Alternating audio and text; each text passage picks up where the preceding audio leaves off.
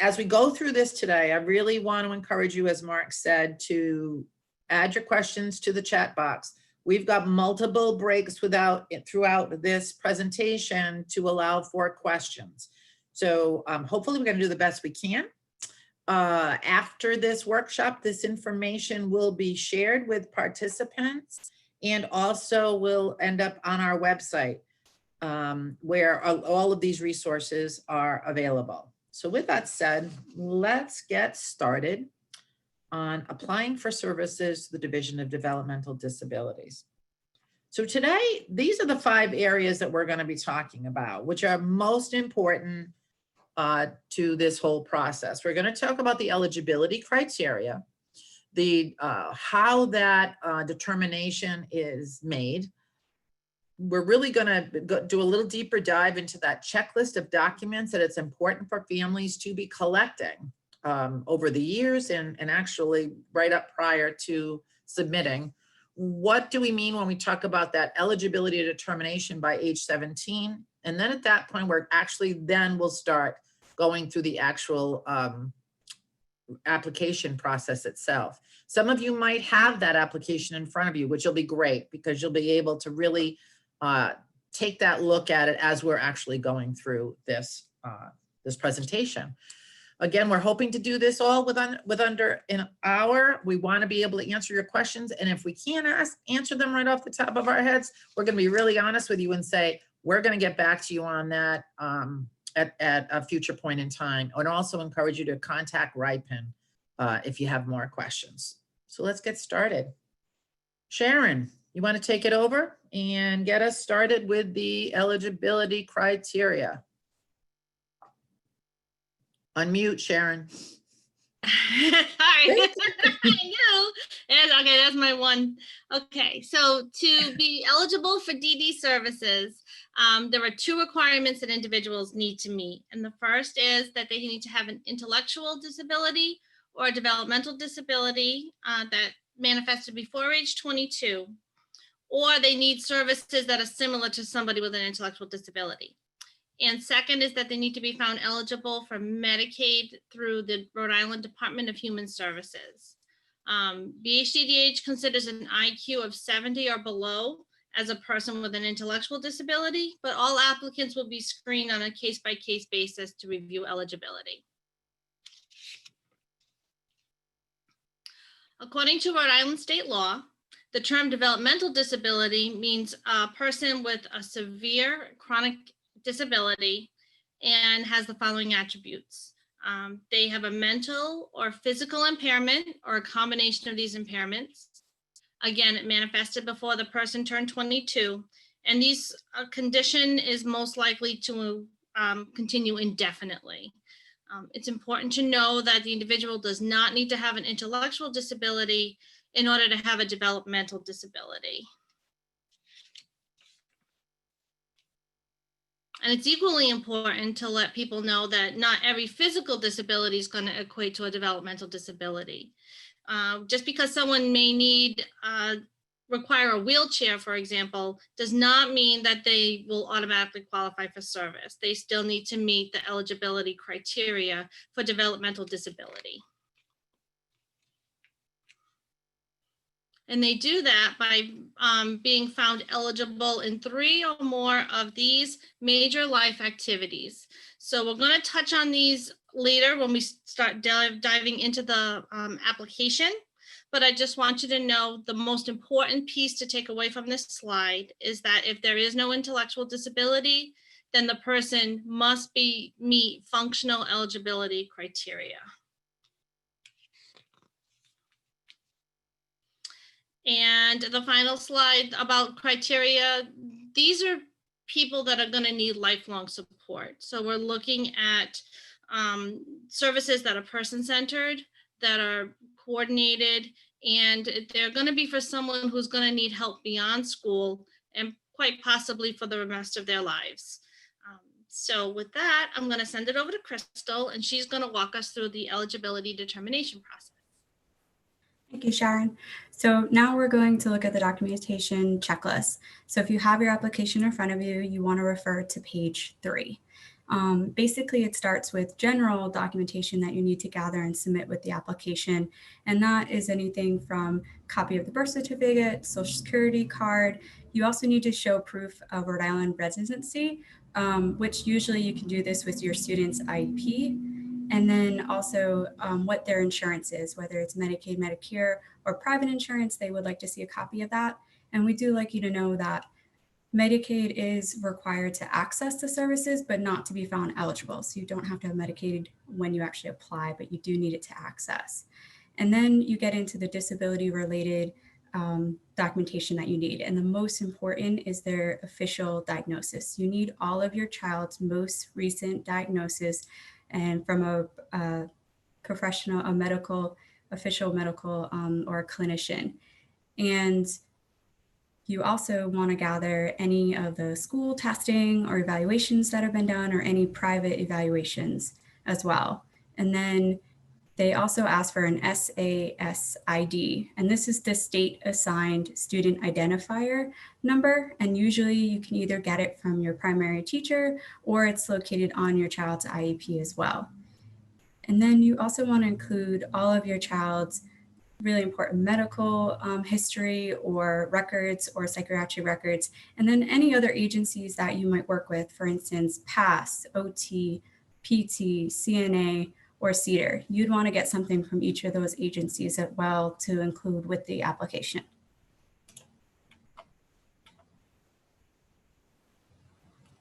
And it's just an important reminder that you're responsible to collect all of that documentation that I just mentioned to be able to submit with the application. And you will get a notification from the eligibility unit if they don't have all the information that they need or if something is missing. And you have 60 days to submit that information to them. The case will be closed. However, once you submit that information, you can process the application from there. You don't actually have to start over. And then we get into eligibility determination. So as I mentioned, it's really important to partner with your child's school because a lot of those records, like the evaluations and the testing, you're going to need to get from your school. So it's really good to have a good relationship with someone from your school so that you can get that documentation easily. And then once the eligibility unit receives a completed application with all of the necessary documentation, sometimes they will ask for a personal interview if it's necessary. And we've actually sometimes found that this can be helpful if they are on the stance of deciding eligibility to have that personal interview to make a decision. And right now that might be being done through Zoom since an in-person interview might not be able to happen. And then as we mentioned before, we're going to discuss the eligibility by 17. So this is a BHDDH policy that went in a few years ago. And basically it states that as early as 60 days before your child turns 17, you can actually apply and be found eligible for DD services. And this can actually be really helpful because it is a process to apply. And even though most of the youth eligible for DD services may stay in school till 22, not all do. So you want to know that you have all this in place before they exit. And the sooner you get the application in, the easier way to ensure a smooth transition from high school to adult services. And but one thing to keep in mind for youth that are involved with DCYF, they need to apply at least 2 years prior to exiting DCYF services. So now I'm going to check in with Mark and see if there's any questions since we kind of did give you a lot of information right there. Sure thing. And we have one question so far, again, referring to the eligibility. If my child, questioner asks, if my child has an IQ of 79, but has neurodevelopmental problems, in this case, she's referring to her adopted child who had fetal alcohol syndrome. So IQ of 79, but neurodevelopmental problems, could she still be considered? Yes, So- absolutely. Go ahead, Sharon. So we just have to, she doesn't meet the intellectual disability box, but she would meet the developmental disability box with the documentation. So with the diagnoses that she has, she would just have to supply those reports or the evidence that would support her diagnoses. Deb, would you like to add more? Thank you, Sharon. And this is why I kind of wanted to click back to this eligibility criteria. Oops, I went too far. Is keeping in mind, you know, if these are the functional limitations. It really gets back to making sure that that documentation that you're gathering hits on at least 3 or more of these functional areas. So again, you know, that IQ doesn't have to be in the intellectual, you know, they don't have to qualify as someone with an intellectual disability. There's a lot of other ways to be, to qualify. As we said earlier, Sharon mentioned about, you know, we see the assumption that's because someone's in a wheelchair that they would automatically be going in this direction and for these levels of services, but that's not the case. And again, that neurodevelopmental, any of those evaluations, those screenings, we can't say enough, especially in this first section before we move forward. And I know that these ladies will say it all the time. The documentation is more important than ever. Your IEP is only one small piece of taking this and moving forward. And there have been times where the data that we've been using may not be up to date. Sharon, I mean, and Sharon, is there a piece around that as far as 3 years back? How old or young should this data be that we're using, that we're sharing? BHDDH likes to see the data no older than 3 to 5 years. So if they haven't had evaluation since middle school and their last record review was done to keep them eligible for an IEP, it might be time to bring your concerns to the IEP team and have a discussion about getting some updated testing. Great, very good. One other question. Could you give some examples of developmental disabilities? So developmental disabilities, and ladies, again, jump in on this. I mean, autism. Let me throw out autism. The biggest, the one that everyone knows about. Just because you have that, your child has that diagnosis, doesn't necessarily mean they would receive supports and services under the Division of Developmental Disabilities. That doesn't necessarily meet all those functional criteria. That I already went too fast, apparently. That slide that I showed you earlier with those functional limitations, that's where the hits are. That's what you've got to be thinking about all the time. We know kids all over the spectrum that may or may not become eligible for these services based on the function, how they function as an individual. And that's very, very different from school. In the education world, a diagnosis that became disability was the ticket to those services. It's a very, very different system, which we talk more about in Pathways to Adult Services, which is another workshop that we have available, and we'll be recording that very soon. I hope that helped.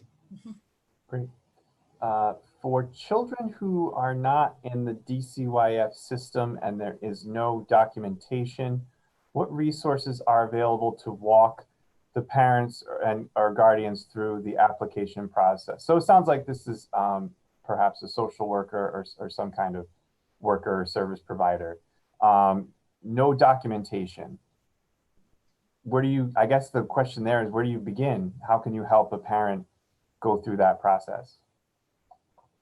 Crystal, you want to touch on that a bit? I mean, So, I know we've had those cases come in. Yes, so we'd still start probably with the school to see what the school has for records. And then for medical stuff, as we mentioned, for the evaluations and testing kind of school records, you want to keep it within 3 to 5 years. But for diagnosis purpose, that can go back to even birth. That doesn't matter because your child could have been diagnosed at birth or 10, or as long as it happened before age 22.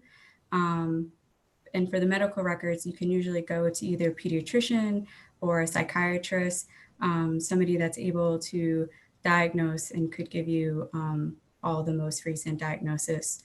And so we'd probably start with that to get like medical records, and then the school to kind of get any testing, or if there's an IEP in place, get a copy of that. If they've done any work trials or work stuff for school, we want to get copies of that.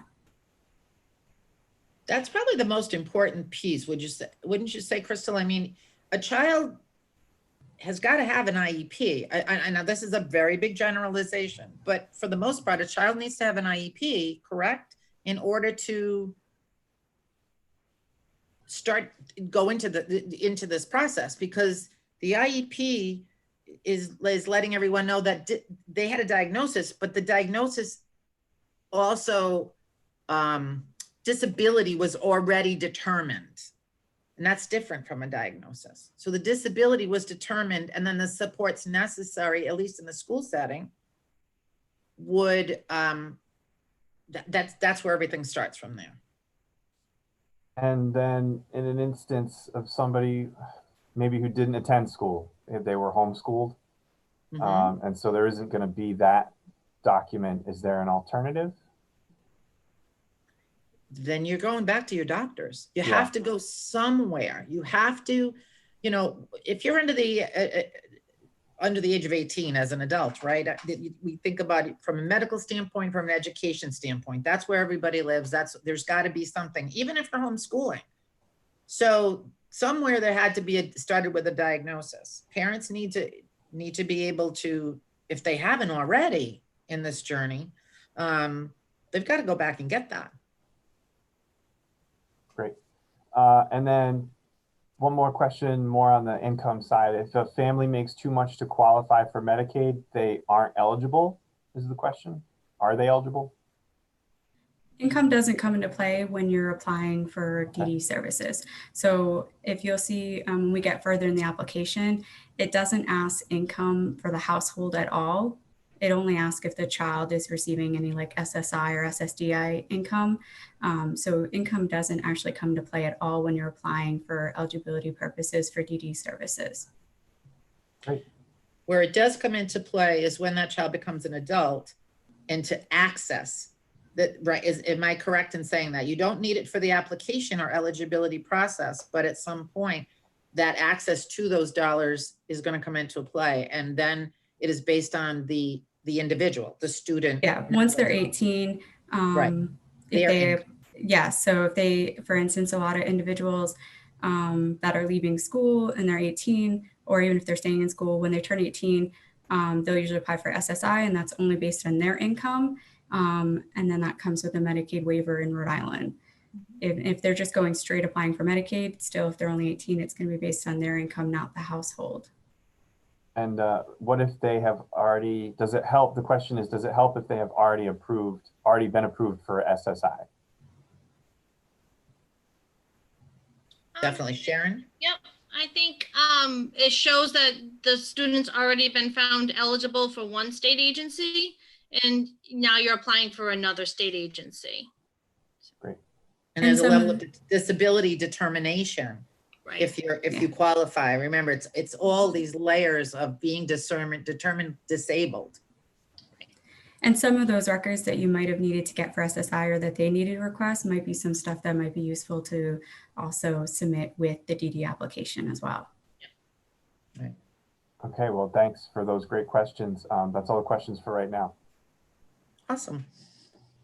So then we're gonna actually go into the process. And here's where we are in actually kind of looking at the form itself. This is what we're going to go through.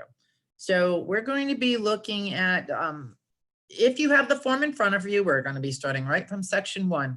We're going to go through the personal information, functional information. That's going to probably a little bit thicker area. We're going to dive into a little deeper. How to, think about requesting services through DD. We'll talk about the release form, demographics and other information, and then actually submitting this. So with that said, buckle up, and I'm going to get Sharon back in here to tell us about that. Yes. Okay. So we're starting on page 4 of the application, and that's section 1, the personal information. So here we're filling out the application for the student with their name and address. It's going to ask some school information, such as the school exit date and the SAS ID number, which Crystal already touched upon. This is going to ask, how did you learn about BHDDH? Were you recommended by the school to apply? Did you hear it from a provider agency? What other services are you already receiving? So do you have a PASS plan in the community, or do you have connected with the Office of Rehabilitative Services and are working on some employment skills?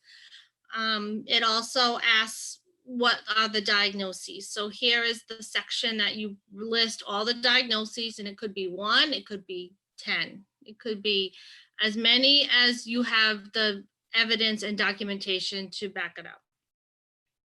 And finally, if there's any court-appointed or guardianship or power of attorney supported decision-making, if the student is under 18, then the parent is signing as the custodial adult.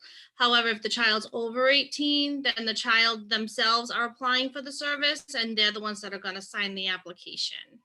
You do not need to have any of these processes in order to apply, just like you don't need to be found eligible for Medicaid yet to apply. Section 2 is probably, like Deb alluded to, the hardiest part. Those 7 functional areas that we talked about earlier when I was discussing developmental disability criteria, 3 of those 7 areas we're now going to review. We're going to review all 7. You need to be found eligible in at least 3. But the first question on here is, do you have an official diagnosis of an intellectual disability, formerly MR, which is considered mild or mental retardation? Some of the older paperwork might have MR on it, but it's now more commonly referred to as an ID diagnosis. If you have that evaluation and that evidence in the evaluations, then you can say, yes, my child does have an intellectual disability. You do not have to fill out section 2. You skip right over to section 3. However, if the answer is no, and this kind of goes back to the questions that we received a little bit earlier, can you explain some more developmental disabilities? Then yes, we do need to know, and we need to go forward with section 2 to fill out the application.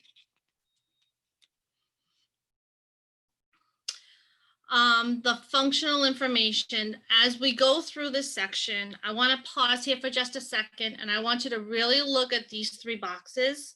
Some of the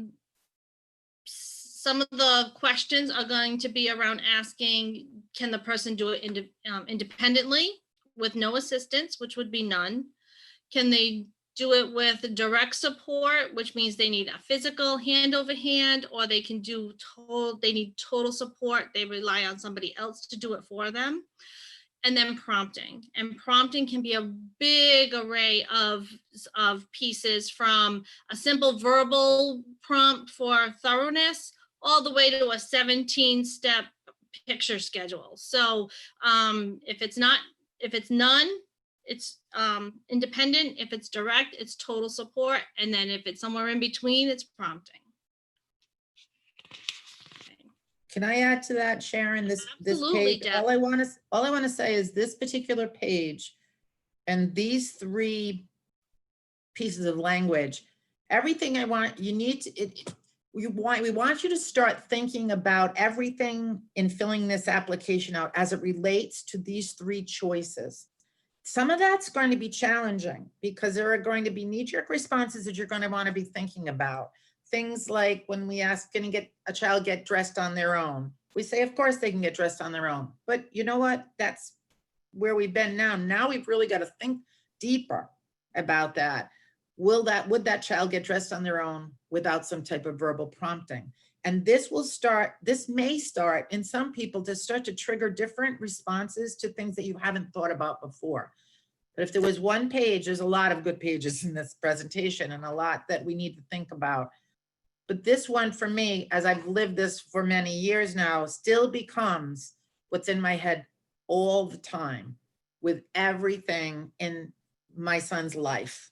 And from a functional and from when I'm not here anymore, to be thinking about what are they going to need. So sorry, just 2 more That's cents okay. I wanted to add to that. Yep. Yeah, this is a very needs-based application, Deb. It's not a time to shine on all the good stuff that they can do. This is really the nitty-gritty. What are they going to need to be for support? Okay.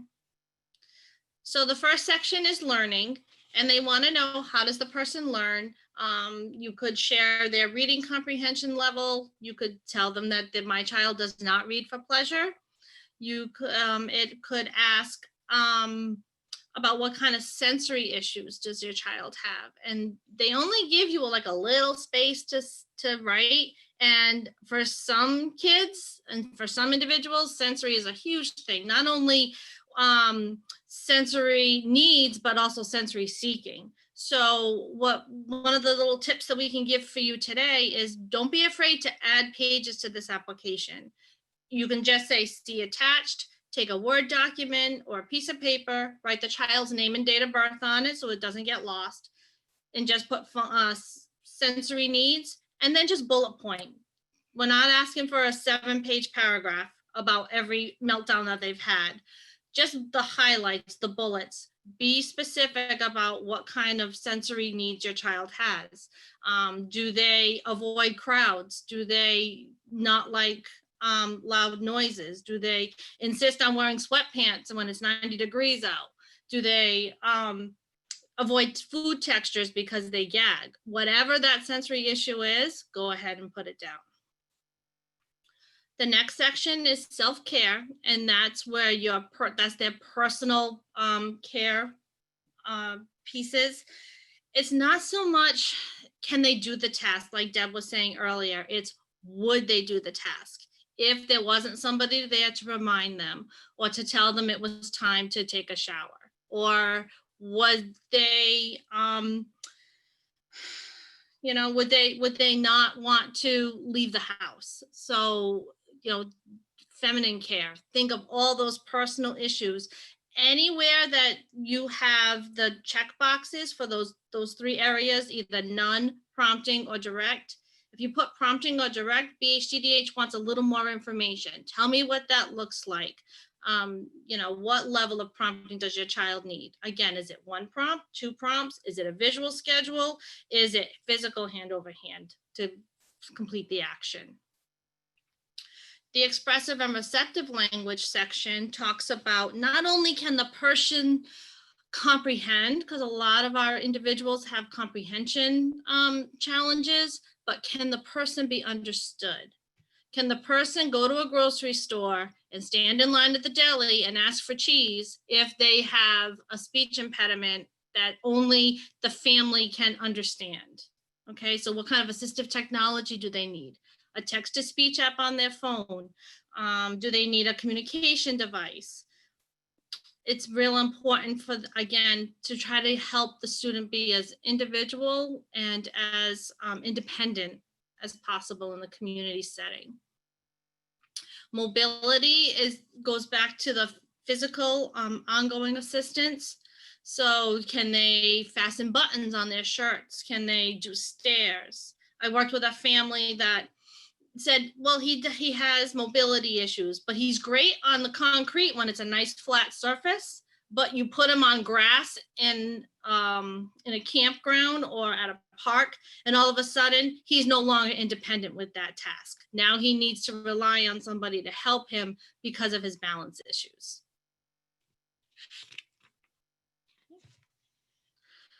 Self-direction is a person's ability to make their own decisions and to use good judgment. And at this point in the application, a lot of my families are moved to tears because they're just not as far along as we had hoped they would be. And now they're going to be leaving school soon, which is a nice, safe environment. And now I'm trying to explore this big world of adult services. So we need to think about what kind of support will the person need around self-direction. So can they maintain friendships? Do they, are they able to text a friend and make plans to go for pizza? Or are they isolated in their room on a video game? What happens when unified sports goes away and school dances go away and their access to the community? Are they at risk of being taken advantage of by somebody else? Whether it's themselves, their money, their belongings, can they not keep their stuff safe at the Y because all they got on their mind is they gotta go swimming and they leave their brand new iPad in the locker room unattended? You know, concept of money, do they understand how money works? Do they count their change? Strangers that approach them, what would they do? Independent living talks about, you know, we all hope that one day our child will have some level of independence with this piece. But I'll be honest, I still look over my son's shoulder when he's on the microwave. He's 15 and he knows how to use the microwave, but I'm always checking to make sure he put in 20 seconds, not 2 minutes or 20 minutes, and that he's not using foil in the microwave and he's using hot safety rules. So there's lots of other checks and balances that no, it's not independent anymore. Now it's prompting. What does a healthy meal look like? They might be able to tell you, they might be able to go through a flyer and show that, yep, I know what fruit, I know I need to have fruit and vegetable on my plate. And then you ask them, well, what are you going to make for dinner? And it's macaroni and cheese and Doritos. Well, that's a sometimes food. So we need work on, you know, can they manage their medication? Can they go to the pharmacy? What kind of access do they have to the community for transportation? There is a huge risk of isolation if they don't have access to transportation. Also safety in the community, you know, my child, we've been working on that since he was 3 years old with a pass plan, and he still can't go in a parking lot safely. There's got to be somebody there making sure that he's, you know, following the rules and to keep him safe. And the last section is economic self-sufficiency. And this is the person's ability to maintain a job, make their own income. Do they have resume skills? Do they have good interview skills? Do they have appropriate workplace conversations in the break room, or are they oversharing on topics that they probably should not? Volunteer experiences, do they need somebody to help them hand that flyer out or go to the shelter to spend their time? Or are they more independent and just need somebody to get them to work, help them set up a schedule for the day, maybe make sure that technology is working or their checklist is accurate, and then they can walk away. And then there's some folks that are going to need that constant person looking over their shoulder. But we are an employment first state, and we will always look at employment for all people. So we know that was a lot of information. So Mark, I'm going to stop there and see what kind of questions we've got. And can I also get a recap? Because you were phenomenal, as always. One of the things you touched on at the beginning of this section was how hard this part can be. I just think it's important that parents don't always hear this at this point, to remember when your child leaves school, that doesn't mean that they are supposed to have every single skill and need to be this perfect little adult ready to take on the world. Learning, building new skills, takes a lifetime. And so what you're thinking about right now is where my child is today. You're answering these questions as to where they are today, but don't try, and this is the hardest part. You're going to automatically want to keep looking way down the line. Will they live independently? Will they get married? Will they drive a car? Will they have friends down the line? That's the stuff that will scare you. Think about where they are today and understand that what we do today is going to be this is going to be the thing that's going to create more growth. It's hard not to look ahead, but remember, there's growth after high school. There is a whole lifetime to gain new skills, new friendships, leave some behind. Maybe the ones that you didn't do so well before, maybe you never needed them in the first place, but maybe there's new stuff. So that's all I wanted to say, to just encapsulate, because there was a lot in that. And thank you, Sharon. That was excellent. Absolutely. Yeah, that was great. We have one question at the moment, and basically the question is, what is the difference between SSI and SSDI, and what are the qualifications for each? Now that might be a little bit outside of the scope of this webinar, and I say that only because we have other webinars available on our website that get a little bit more into that. But maybe you could give a brief, quick breakdown of the distinction between the two.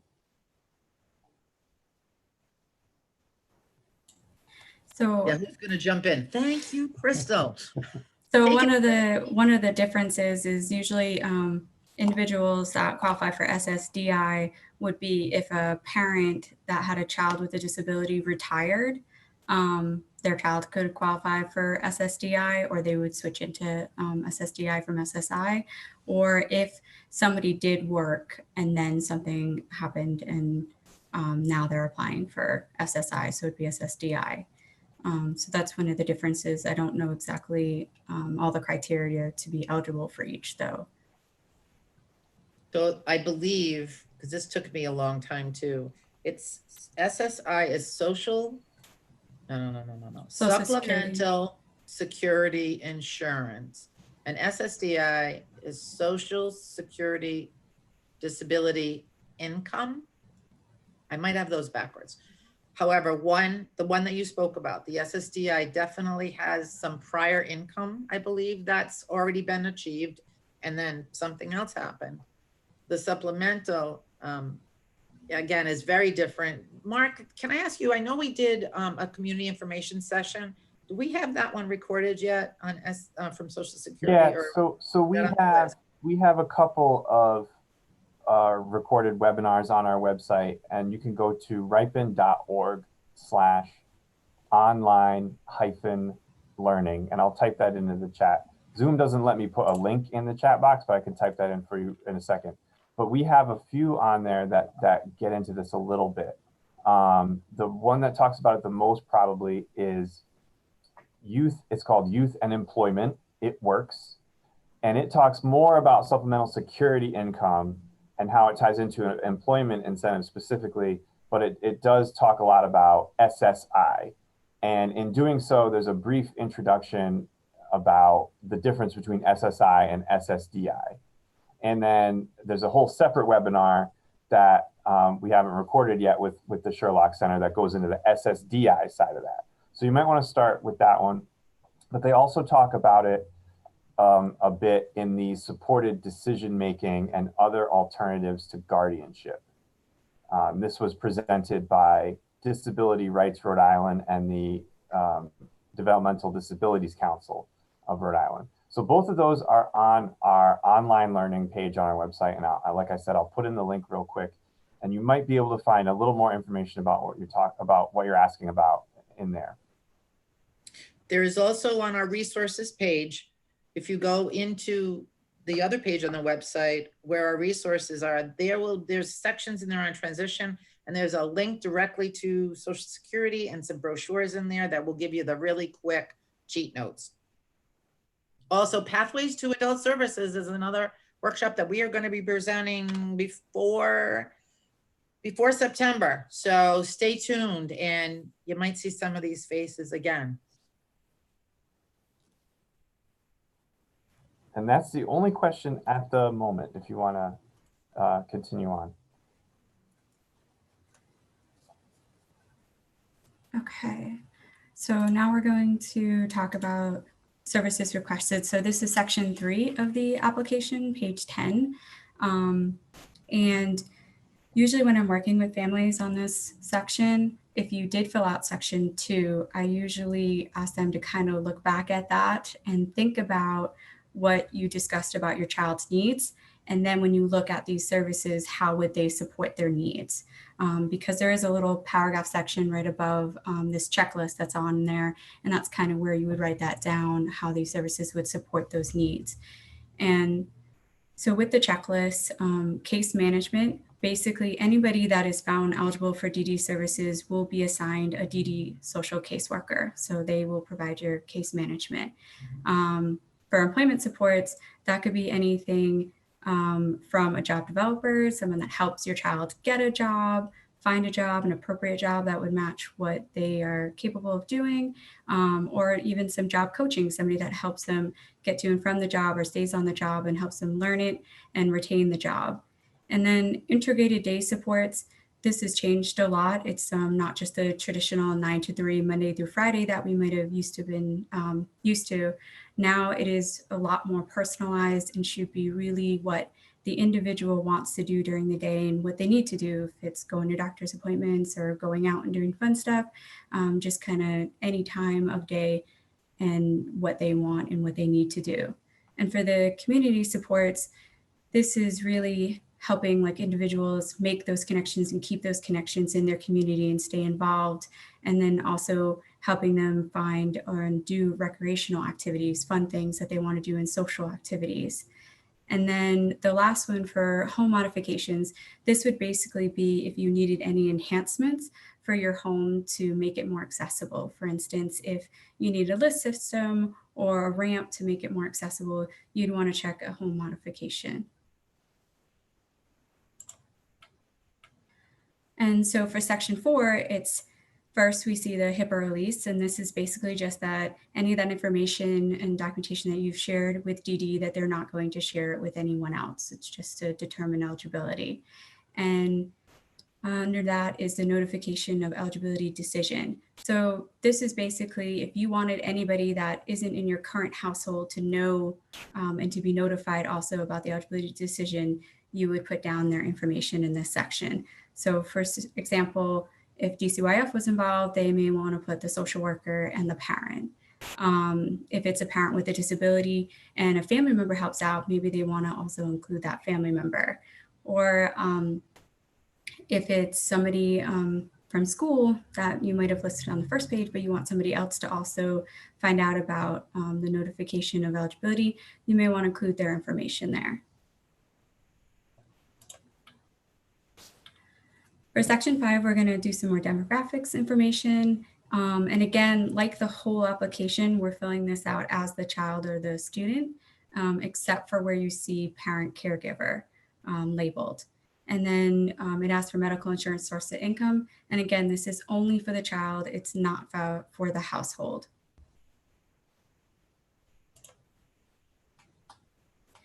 And then section 6 is submission. So the first thing it asks is, did you need help completing this form? So if it was a family member, caregiver, or somebody that helped fill out the form for the individual, this is where you're going to put that information down of who it is. And then in the middle of the application, it has, as you can see on the screen, the address and the information of where to mail the application.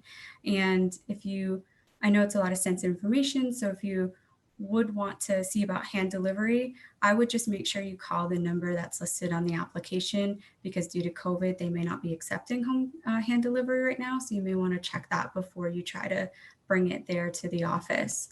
But before you submit the application, we always recommend people to make copies of everything. You might need this stuff later, again, when you apply for SSI or Medicaid. So it's just always good to keep copies of everything before you actually submit it off to DD. And then also we recommend that you just mark the date somewhere that for reference of when you actually submitted the application. So then we get into the eligibility determination.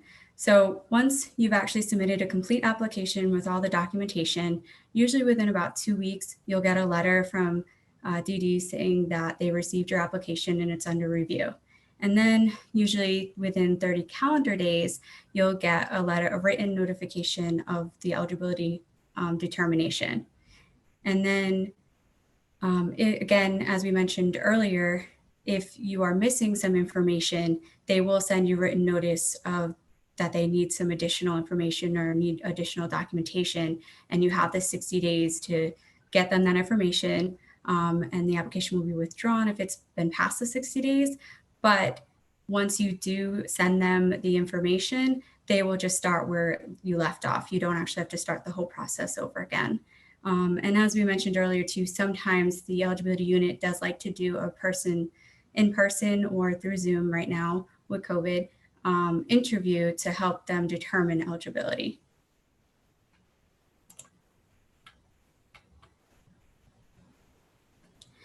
So basically, if your child is found eligible for DD services, you'll receive that written notice, as I said.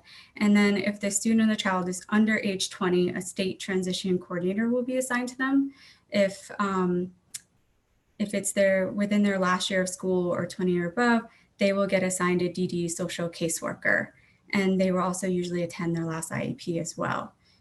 And then usually as well in the last year, a supports intensity scale or a SIS-A is done. And this is basically an evaluation tool that determines the tier level that lets you know how much funding you'll receive for adult services. And then if you're not found eligible and you've received that written notice, it should include the reasons why and also your appeal rights. And I'm just going to check in with Mark and see if there's any questions at this point. Just one about submitting some of these. Someone asked if you can submit online. No, the application is found online and you can download it and fill it out on the computer. But unfortunately, you do actually have to print it and mail everything or call them and ask if you can hand deliver. But there is no way to actually submit everything online, all that documentation in the application. Again, make sure whatever you're submitting that you've made a copy of for yourself. Things still get lost, and plus, you know, you may need this information in the future. That was the only question. All right, Sharon, then you want to take us through these last few slides? Sure. So this is just another little more visual for the timeline review. The first column is the steps to a completed application and the person is found eligible. The second column is the completed application and the person was ineligible. And the third is what happens when the application is received incomplete and what the next steps are in making that application turn into a completed application. So we understand that change can be exciting, but it's also challenging and it can be scary, especially like I said earlier, moving from high school to adult services. You're making important decisions right now about your child's future, and that can be scary, but it's with the right information, you can help families make informed decisions and make choices and have more control in those decisions to lead to an independent life as possible.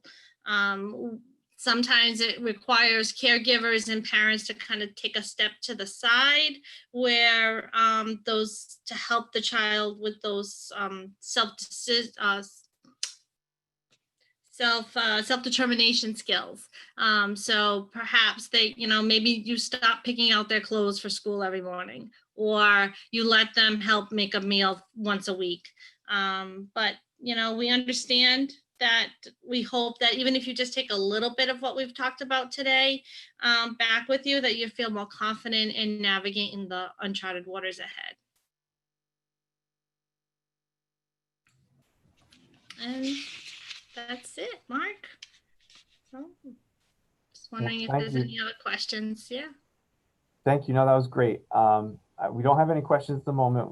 We can give folks maybe a minute or two, but that was a really helpful and informative presentation. And I will let our audience members know that, of course, they can visit www.ripin.org for more information and resources. You can also feel free to contact RIPIN, and our call center is open Monday through Friday, 8 a.m. to 5 p.m. And we have peer professionals staffing that call center who can answer your specific questions and help you understand some of these processes a little bit better. One question we just got is, can you explain the difference between Medicaid versus SSI? And those are two very different things. I'm going to let Sharon speak on that, but I also want to remind everyone about the Pathways to Adult Services workshop. A lot of the questions that you're starting to think about are going to be answered in that particular workshop that's more comprehensive on all the other doors that you have to go through. Not everyone is going to end up at this door, this application for DD services. And we do use some other staff to help us answer those questions, but Sharon, I don't know if you have like a really quick kind of that you could add to this. I'm just trying to encourage them to also come on back to come and see us where we can do a deeper dive. So yeah. So a student, if you don't qualify as a family for income guidelines, the student with the disability can apply for SSI on their own at age 18. So at the month after the 18th birthday, they can apply for SSI. If they're found that they meet eligibility criteria, then that also opens up the access to the adult Medicaid side for them. So they would have those Medicaid services in place in order to access BHDDH services. As for that would be how the SSI and the Medicaid kind of join. If this is a student that's staying in school until age 22, about 90 days prior to exit, they will fill out what's called the DHS-2 waiver, which turns the Medicaid services on for DD services to access funding. And Crystal, do you have anything else to add? Basically, Social Security, supplemental security income, that's basically something if you want your child to apply for, it'd be like a supplemental income that they could get if they're found eligible monthly. And Medicaid's more of the health insurance side. So that's kind of the difference between Medicaid's health and Social Security is kind of like an income that they would be getting monthly if they're found eligible. that's exactly what I was going to say. I think when remembering back when all this terminology started getting thrown at us when Matt was 13, 14, 15 years old, I never thought about Social Security. It didn't even occur to me. But then the idea is around income, right? We know that for populations of adults with and without developmental disabilities, they may not be able to, they might need to be thinking about income. And for SSI, that really takes into the idea of children and families that are more economically disadvantaged. And if that disability, you know, if all those pieces fall together, but you're right, Medicaid's the ticket to not just medical insurance, not just to getting those pieces, but to all these services that we're talking about. They're different doors. When you see us do pathways, you'll see us talk about Social Security first, because as somebody asked earlier, does it help to have Social Security first? And it's like, yeah, because that first box check off that, you know, somebody has already determined that there's disability here. It's not just diagnosis, but disability is that first step. That can be that first step in that direction.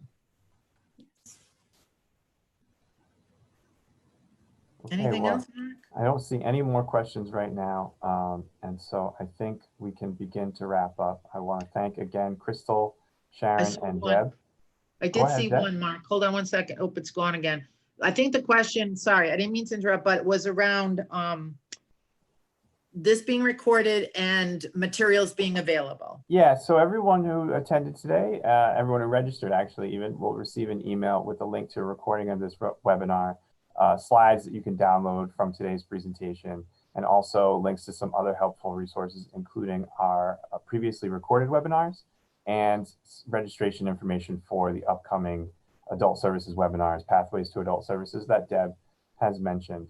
So look for that in your inbox shortly after this presentation concludes.